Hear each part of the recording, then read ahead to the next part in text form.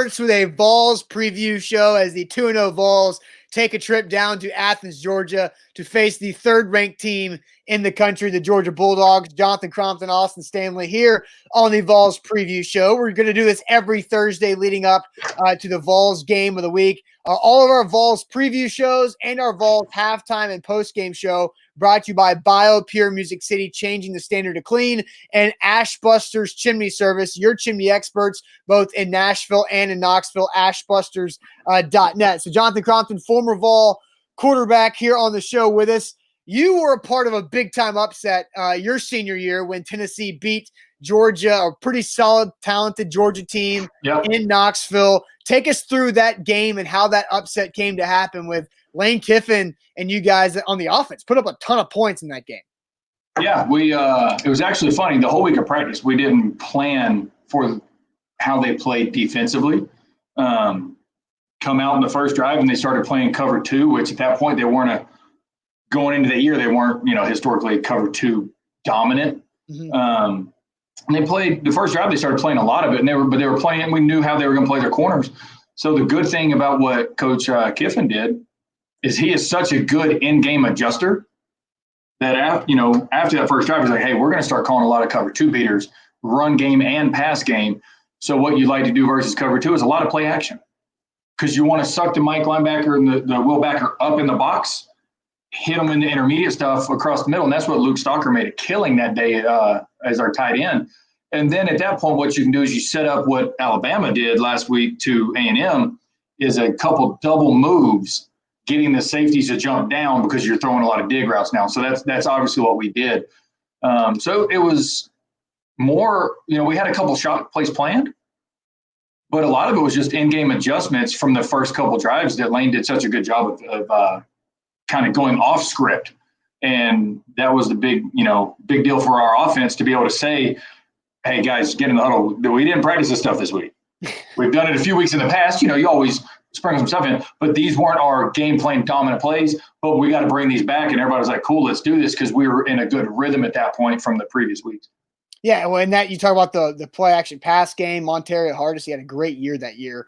And then you had some weapons on the outside with Denarius Moore, Gerald Jones, and you mentioned a good tight end to stretch the middle. There were talented offensive players on that team, and I think Tennessee kind of similar to that this season off the start, because you have a quarterback that's got a lot of experience, and then you have a really solid running game, as we saw with what they did to Missouri offensively and running for 230 plus with a two-headed monster back there in Chandler and Gray. And Tennessee, I think, underrated on the outside this season with the wide receiver play led by Josh Palmer. But Crompton, here on this in this preview show for the Georgia game, what do you think the Vols had that is the biggest advantage overall when they match up against Georgia on Saturday?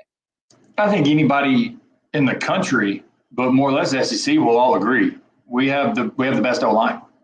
And with that being said, that opens up a lot of alleys for a lot of runs, play actions, even drop back pass, to know that Garantano is not going to get hit often, unless it's the quote unquote coverage sack. So I'm going O-line, because if you look at it, between our two-headed monster and then there's top two running backs, I know it seems a little similar when our two guys are averaging between the two 5.35 yards a carry.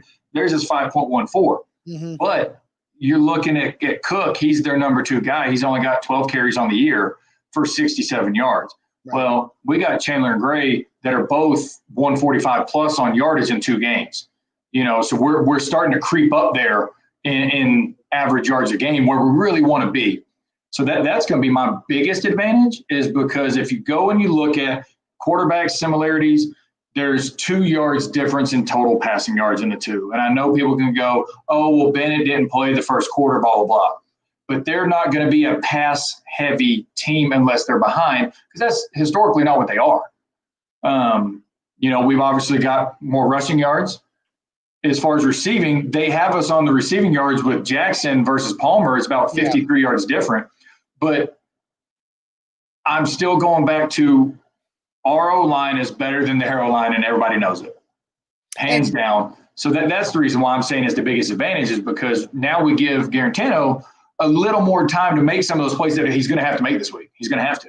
Yeah, and Shane on Periscope says, I'm going to wait to see how this O-line does against a ranked team and a totally different defense. And Georgia's, right. I think Georgia's best aspect of front seven of the defense, they made Auburn look silly. I mean, me and you talked about the Vols post-game show last week about watching Georgia, Auburn. I thought Auburn was going to win outright, and they looked – I don't know what Gus Malzahn was doing, but Georgia's defense definitely shut Auburn's offense down pretty quickly. I'm a believer that our offense is better than Auburn's offense. I've said that from the get-go, and I stand by it. I know Auburn, historically can put up all these gaudy numbers, all this. If you look at the test of time, it doesn't typically stand up. Keyword typically, especially against a defense like Georgia. So how do you beat a team like Georgia with a defense like that? You hit them in the mouth. You say our strength is your strength, best man win. And then you go out here with your wrinkles and say our receivers are better than your secondary because your strength is your front seven. So we're going to have, like I said, we're going to have to make plays. Garantano's going to have to take a couple risky shots this week, but at the right time. Not every drive, not every other drive, not every play. But he's going to have to take a couple shots that are what we like to call 50-50 balls and let our guy win. That's how you win against a top 3 team. Yeah, you're going to have the ball fall in your direction sometimes. Yeah, receivers aren't going to just get wide open. Like if you look at the Josh Palmer third down catch from last year, we had to go up and get it over defender. The Velus Jones back shoulder catch was a great throw. I know we graded Garantano last week after that game, and I think you gave him a B and I gave him a B minus, which is a passing. It's a great grade. I think you definitely need to see more out of Garantano this week than a B or B minus grade for them to have a chance to beat Georgia. That's for sure, in my opinion. Hey, I'm 100% agreeing. It's another reason why I say our O-line is our biggest advantage. Chaney. Jim Chaney knows how to call to his strengths. He knows our strength is our line, so he's going to schematically put them in a positive situation more times than not, meaning Garantano's going to go line of scrimmage in certain situations with a couple plays. Depending on what they're looking for that play, whether it's a one technique or if the Mike backer or the Will backer shaded this way, all this is going to put them in an advantageous situation to get angles for the run game. So, that's just another aspect of why the O-line is our biggest asset, not just this week, but all year. A to Z Sports, the Vols Preview Show. Jonathan Crompton and Austin Stanley here on a Thursday. Going to do this every Thursday leading up to the Vols game each weekend. Brandon says, is it more Garantano or the lack of the tight end position the reason that UT doesn't use the tight end in the passing game? I find that pretty interesting question there from Brandon because last year, Dominic Wood Anderson, talented tight end, right? Thought he had NFL talent, ended up going undrafted, but they didn't use him as much as I thought. What's your take on that? Because I know when Jim Chaney was in Knoxville before, Michael Rivera was a guy who saw a lot of passes. Well, notice what I just said. Chaney knows how to call to his strengths. And what he thinks his strengths are is what is going to be called, and those guys are going to get the ball, be a run and pass.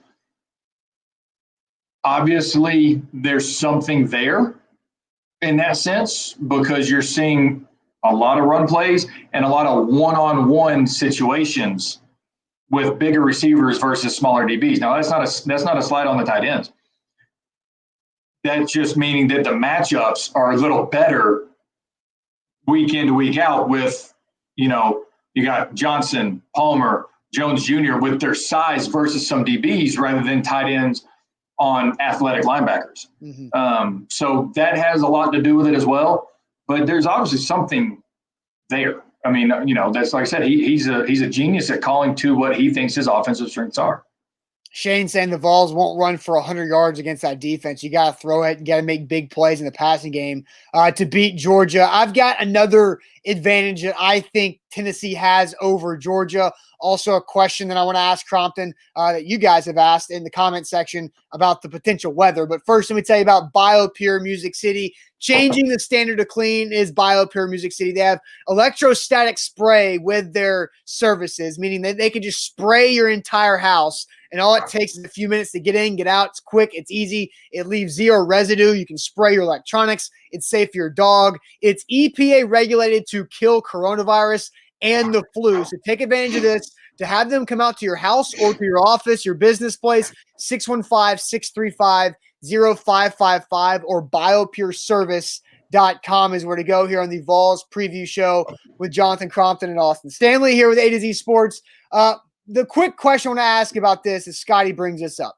How does the rain impact the game? Asking you this because the hurricane, and I checked the weather before we did this preview show because I was curious about this too. Because my first thought, rain, ugly game, benefit Tennessee. What's your thought? I think it does because our strength is running the ball. So typically you see a lot more runs in the rain, but they're all Division I athletes. The quarterbacks know how to throw the ball in the rain. The receivers better know how to catch it. That's why, in our time at UT, every Tuesday was Wet Ball Tuesday. Look, you think I'm joking? Not Wet Ball. We did it on Tuesdays. Okay. And I'm being serious. Every Tuesday pre-practice, they had water hoses and Gatorade buckets full of water, and they would dunk the ball in the water. And then the managers would stand behind the quarterbacks and centers and spray the ball nonstop with water hoses. You know why? When Casey Clausen fumbled at home in the pouring rain, that started Wet Ball Tuesday. No lie.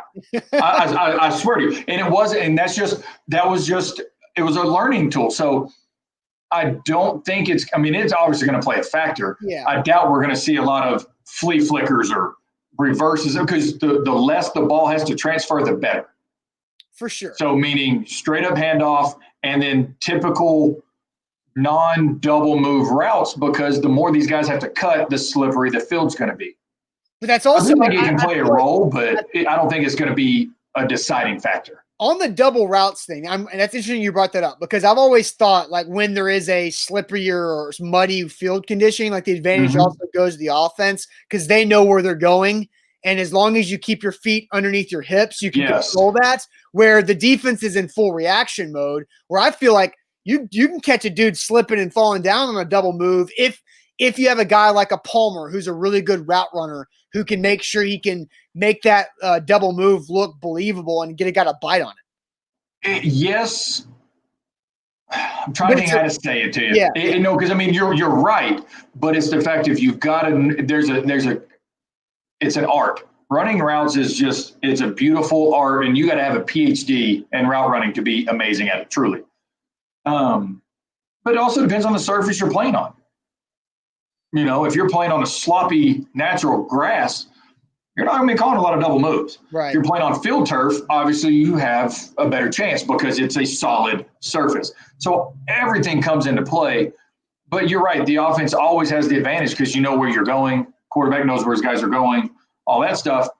But when you got two teams like this, that especially this year, the strength is run the ball first, throw the ball second, then, I don't – it'll have its play, but I don't think it's going to be a deciding factor in it. Yeah, I really don't. So here's the advantage I think Tennessee could have over Georgia, and I want to get your thoughts on this too, because Stetson Bennett has been impressive. He's probably the biggest surprise story of the SEC right now, where you thought Georgia was going to have the grad transfer and Jamie Newman, then he leaves and goes to the draft. JT Daniels can't get cleared until last week.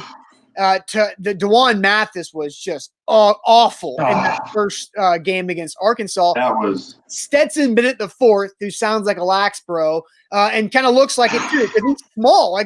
He's like smaller than I am. He looks like he's like 5'9", 180 pounds, but he can play. He's got some. It's a great story. Growing up watching Georgia, walking on at Georgia, going to JUCO, then getting an offer from Georgia. That's a movie script. It is. It is. No, I'm with you. I'm still not sold yet. Okay, and so he's young. He's not very experienced. What do you see in Jeremy Pruitt's defense that could throw him off? Because I look at one game where it sticks in my mind of Jeremy Pruitt's defense completely confused the quarterback. And that was in year one at Auburn where Jared Stidham looked awful in that game, threw a couple picks. Tennessee wins in Auburn, where Jeremy Pruitt obviously knew Gus's offense because he spent so much time in the West and at Georgia where he played Auburn every year. Do you feel like Pruitt could dial something up like that against an inexperienced Bennett? I do. But going back to the weather issue, this might be Bennett's biggest advantage this week, not having the game on his shoulders. Right. So it is going to be Pruitt is going to have his hands full and coming up with something. But the same thing, they're going to do the same thing to us, knowing that we've got to make a big play somewhere to change momentum to get it on our side, especially to beat a number 3 team. But I go back to 2003 Tennessee Miami. Soldier game. Hey, Casey Clausen, 87 yards passing, and after the game, asked about, are you upset you didn't throw for all these yards, blah, blah, blah. And this is when I really was like, man, I want to go play for a team like this because of the unselfishness, especially of the starting quarterback. He goes, man, I'll throw for 87 yards a week if we go undefeated. It don't matter to me. Right. Going into the U that they should not have beaten and go down there and beat them the way that they beat them is what I envision this week of pounding the rock, make that 1 or 2 plays when it's there and control the line of scrimmage. Exactly what they did in 2003 against Miami, down in Miami in a hostile environment in the heyday of Miami.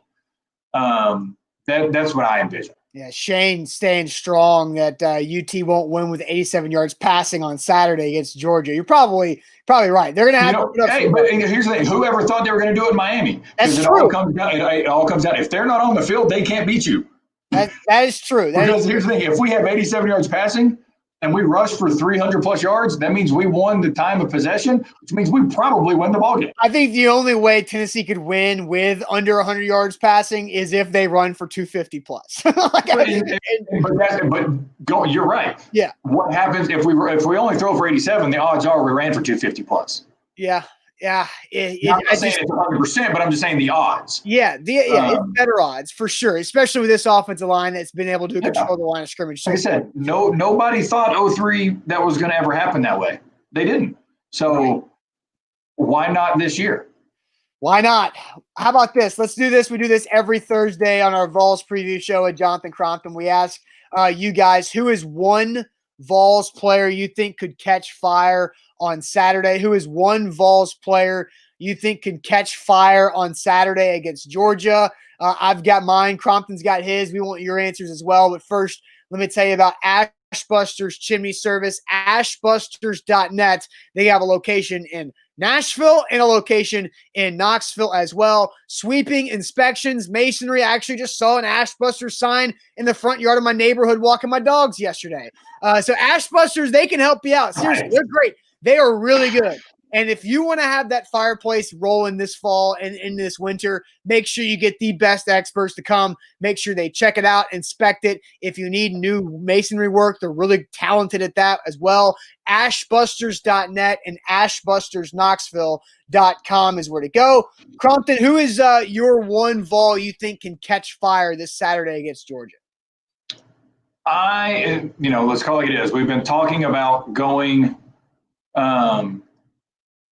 O-line heavy, run heavy. So obviously I've got to kind of go against that a little bit in this sense, just because we're going to need to make a play at some point. So I'm going Brandon Johnson.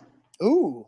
I say that in the sense of, if you've noticed the past couple weeks, there's been a few times that he has been put in the slot one-on-one, run an inside fade. So I'm not saying off inside fade routes now. There's going to be some wrinkle to that to get him one-on-one, in my opinion, to get a double move, but not necessarily like a huge double move, just a lean to the fade and try to get back in the inside for the post route with a single high safety running a backside dig or something schematically to get him one-on-one over the top. I really like that. I like his size and his speed to do it. And they've shown that he's our second leading receiver. Mm-hmm. But if you look, he's our second leading receiver, but he still doesn't have 100 yards. It's just been 2 games. No, you're right. Especially because the second game was such a run the ball, run the clock, let's get out of here with a 23-point win type of and that's turned into what we're going to be for a while. 6 years ago, Alabama with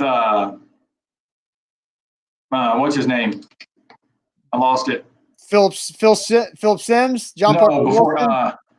No, not after John Parker. He went to the Natty a few times. I can't remember his name. Jacob Coker. Tells you how much I care about Alabama. You know what I mean? But in all reality, we're going to go to that type of offense. So that's why these guys aren't getting the touches. Right. But we're going to have to make a couple plays. We really are. Brandon Johnson. I'm going Brandon Johnson, and I like him in some way, shape, or form, somewhere in the probably early to mid third quarter over the top. Just making a big depth on that one. Making a play. Because we're going to have to throw a 50-50 ball this week. That's the only – you have to change the momentum so much in a team that you are technically, as they say, outmatched against, and the number 3 team in the country, all this stuff. So you're going to have to win a one-on-one 50-50 ball matchup, and I really like him to do it. Garrett says Eric Gray, who had a huge week last week. Scotty and Kyle talk about Jalen Hyatt. Jalen Hyatt made a couple nice plays there last week. Zach Goodman says the athletic trainer. Danny Whitson says Josh Palmer for 150 and 2 touchdowns. If Josh Palmer has 150 and 2 touchdowns, we win by 21. I think the Vols lose that game. No. If he goes for 150 and 2 tugs, we're winning by 21. I feel like that's a game where Georgia gets up big, and then Tennessee just has to throw the ball a bunch, and he just racks up stats that way. That was my take on that. And it could be, but I'm going from the quarterback side. If he goes 150 and 2 tugs, so we're all eating. Everybody's eating today. Your glass half full. I'm more pessimistic. I'm going. If he goes 150 and 2 touchdowns, we're going by 21. Let's do this. Smokey Gray says has to be Chandler and Gray. Eric says I think Johnson or Velus Jones Jr. have games. Brandon says Princeton Fant, the run blocking game, and maybe just the passing game if they throw to him. I thought Princeton Fant made a nice grab on that his one target in the South Carolina game. I think he's got some good potential. He's just been moved around to like every position on the field there. Bama Shane likes your good pick with the wide receiver. I was going to go completely different. I'll read some more comments where I get it. Malachi Weidman was an interesting pick there as a freshman wide receiver as a red zone threat. And then Brad saying Cade Mays. There it is. Line love. My thought was defense. I'm going to go defense to catch fire in this game because Stetson Bennett has made some really nice. You're going the whole unit? No. I got one guy. Okay. Because that's if I pick the whole defense, that's cheating. That's an answer. That's what I was about to say. I was like, come on, man, we can't be that guy. No. One guy. Jeremy Pruitt said after the South Carolina game, he thought Alontae Taylor played his best game as a Vol. I thought against Missouri, he didn't play very well. I think Bazelak got him a couple times. He got lost. He started looking in the backfield and let his guy beat him. I thought Alontae Taylor left a lot of plays on the field against Missouri. I agree. If Tennessee's going to beat Georgia, they have to have Alontae Taylor play really good cornerback on the outside because George Pickens, especially 2 touchdowns through 2 games. I know his stats don't look very gaudy because they have the Jackson kid that plays a lot. Yeah, but George Pickens is really good.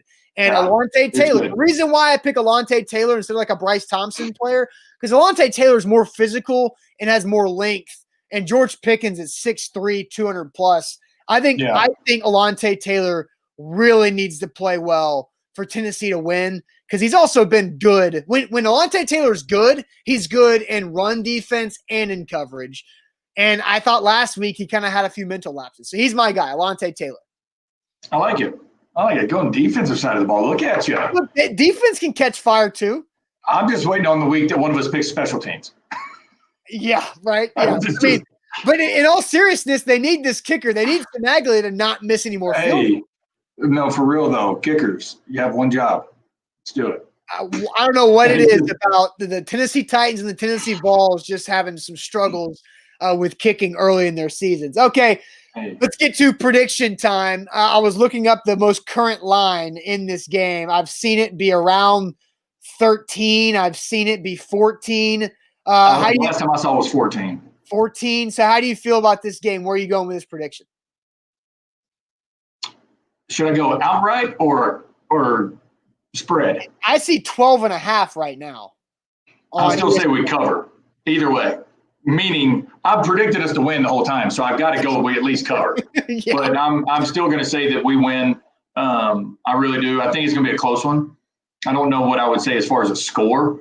I mean, I truly think, like I said, we got to make that one big play to change momentum. That is just almost like a dagger. You know what I mean? And when it happens, everybody will you're like, oh, there it is. Everybody will know it. You've got to have those types of plays in a game like this. I still, like I said, I think we win in a close one, not as high scoring as, Alabama last week against A&M. But I would say it's somewhere in the, mid-20s, both of us, but us by a, 3 to 5 point win. Ooh, so like a 27-24 type of game? Something like that. I'm going to go on a limb here, though. I like being. I'm a high risk, high reward guy. Yeah. Okay. I'm going to go out of here and say that at some point in this ball game, JT Daniels will be in that ball game, having to throw to bring them back. You think so? So you're thinking that's how much I have confidence in us.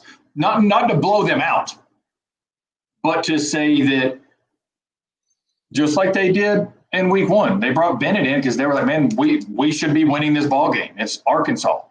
They brought him in to change momentum. I'm saying that this might be the week that happens to Bennett, not to say they bench him, but to say that they need to change the momentum to try to get back in the game because we're gonna control the line of scrimmage and then have a quarterback battle after this week. All right, let's get some more comments. Danny says, in the rain, Vols 27-24 with a game-winning 46-yard field goal. Preston I like the detail. 46, not 45, not 46. I love it. And then another back-to-back. Preston says 24-21 Samaglia with the game-winning field goal. Yes. Bama Shane says he's going to take the points. He's going to take the Vols to cover, but not to win outright. The roster's not yet there. Louis says blowout Bulldogs win. Kyle says Tennessee by 90. No. I think it's going to be close. And I'm gonna go spread on this. Richard says 20-17 Vols win. So the 3 Vols wins along with Crompton's have all been field goal type games. Yep. In my opinion, the only way I pick Tennessee to cover this is if it's 13.5. If it right now at 12.5, I still feel like this is a team that could score a touchdown late. Maybe Tennessee's down a touchdown in the fourth quarter. And the offense has the ball with a chance to tie, and they can't punch it in. And then Georgia goes down there and scores to ice it away, and it's a 14-point game. That's kind of what I see this game being. So right now at 12.5, I think I don't have to make my full prediction until tomorrow morning. So I'm buying time on this. All that to say that? Yeah, I'm leaning Georgia minus 12.5. Although if it gets back up closer to 14, that's where I will take Tennessee plus the points. I have to see Jarrett Garantano throw a touchdown in the red zone. That's my one thing holding me back. I got you. Hey, I'm not going to disagree with you at all. I'm not. I go back to we have the best O-line in the SEC.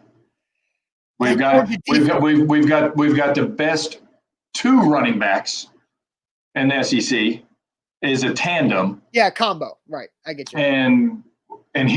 But here's why I'm predicting the way I predicted. And then I'll leave it at this. They showed just enough of small last week. And I said this post game, just enough that if you go back and watch Alabama A&M from last week, and you watch near the end of the game, A&M had a running back out there spread out a wide receiver and run inside fade route touchdown, right? Because they matched him up against a big, thick linebacker. Yeah. When we have 3 running backs that can run the way they can run and are shifty the way they're shifty and can actually play football, not just run downhill, don't be surprised if, and this is a big if, at some point they're all 3 on the field and we're in a 5-wide situation or a normal I formation set going that route and getting them matched up on backers. So that's the reason why I'm going out on a limb here. All right. I hear you. That's my prediction. All right, guys, that's the Big Orange, the Vols preview show. Don't forget halftime of the Georgia game. The game kicks off CBS 2:30 Central Time, 3:30 Eastern. Halftime will go live, and post game we will go live as well. We're doing this every week, every Thursday, and every Vols game day. Brought to you by BioPure Music City, changing the standard of clean, and Ashbusters Chimney Service at ashbusters.net. So thanks for watching, guys. We'll see how it happens, and we'll see you guys at halftime. Crompton, see you later, man. See ya.